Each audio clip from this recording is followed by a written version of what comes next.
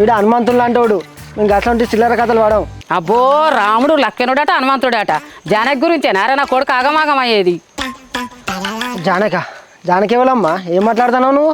అదేరా సురేషు, రాముడు లక్ష్మణుడు హనుమంతుడు కదా, ఇక జానకంటే సీత కదా, సీత గురించేనా నా కొడుకు టెన్షన్ పడేది.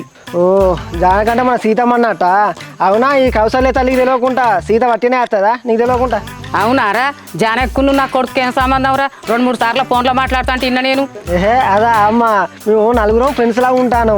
మేము ముగ్గురం బీటెక్ అయిపోయింది కదా, ఆమె ఫైనల్ ఇయర్. ఇప్పుడు ఏదైనా డౌట్ ఉంటే మమ్మల్ని అడుగుతుంది అంతే.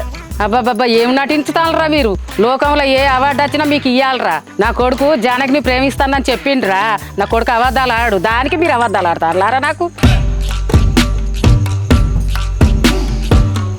రాముడు లక్ష్మణుడు హనుమంతుడు ఆరా మీరు?